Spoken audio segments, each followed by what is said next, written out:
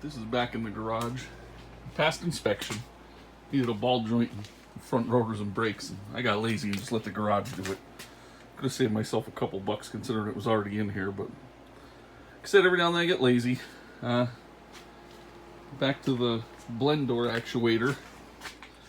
Old dash is out. I said I was going to do it this way. I regret it. Well, I don't regret it because I had to fix a couple other things under here. I had a tab that was broken. I want to epoxy that. Needs a heater core. I didn't reference the service manual even once, and when I started, I referred to it, and I have the factory service manual, same one the Ford guys use, and it doesn't really offer a lot of insight in taking this dashboard out. My recommendation is if you only have to change the blend door, get on YouTube and find one of the videos that show you how to do it through the glove box and airbag. From what I understand, that's still difficult, but it's a heck of a lot easier than doing it this way.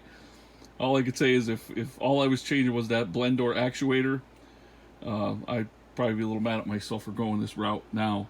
But like I said, I had some tabs that were broken. Even the center console, I noticed I had tabs that were broken on the front. I'm going to use some epoxy, and I bought some aluminum at Tractor Supply. I'll be able to fix that pretty easy. I also found, I don't even remember what the other issue was.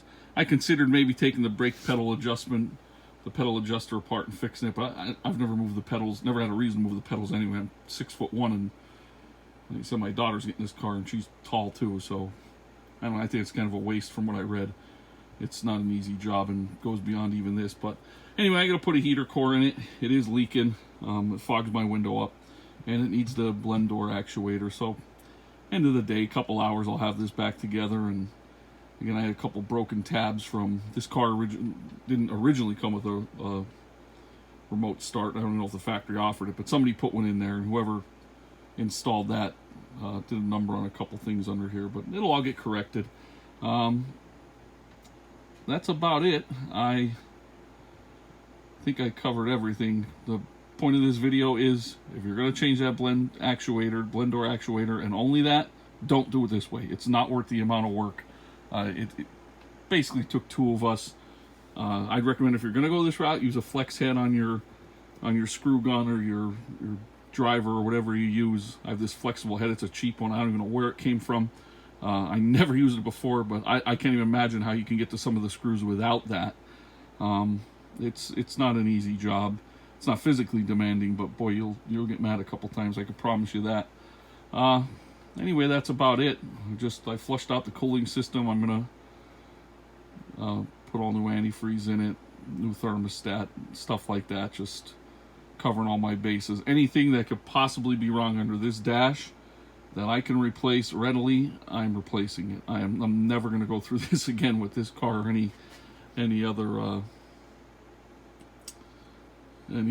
whatever they call them, Panther-based vehicles, which I'll be honest with you, I never even heard of until a little while ago, for as long as I've owned this car. But there it is. If you're going to do that thing, just don't do it this way. It's just not worth it. The other thing is I had to replace a valve cover gasket, and cheap enough, but if you're gonna do that, it's on the passenger side. I'll walk around here quick. I had to get new rotors for the back too, but it's still passed inspection with the ones that were on there, but I figure replace them all at the same time. You're gonna change this valve cover gasket. The only thing that really holds you up is you're gonna have to pull the rail for the injectors. So I ended up getting new O-rings for the injectors, but they're cheap, and Felpro sells one that they claim is an updated one. I don't think it really matters, but the biggest obstacle is the wiring harness on this side, and you got to pull it all off. You got to pull every sensor off the steering rack, AC compressor, everything. Take your battery terminal off. It loosens everything, because where it gets really thick and kind of all intersects into one big loom down here, it stops you from getting it off of there. And even moving that, it didn't come off easy, but easy enough. And once you move this valve cover, forget about it. You got to take it off, and the spark plug tubes have seals. They all just fell right off. I don't know if they're supposed to do that, but they did. So they come with the valve cover kit, the gasket kit anyway. But a little bit of a pain in the butt, but I'm glad it'll be done. Like I said, a couple hours work, it'll be all finished up. Putting a blower motor in it, it was just making a little bit of a squeak. I'm hard to get along with, so Most people have said it's fine, don't bother it, but I could hear it and it drove me nuts, so I got a new one and they're fairly inexpensive. But that's where I'm at. A little bit more work here and I'll be all done. That's an understatement. I can't stress it enough. If you're only changing that actuator, don't do it this way. Go about it. Go on one of those other videos. There's a couple really good ones I watched that explain how to has to do with breaking it, the old one off of there and then just doing a little modification to the new one to slide it in there. Even with all this apart, getting the back bolt out was not easy.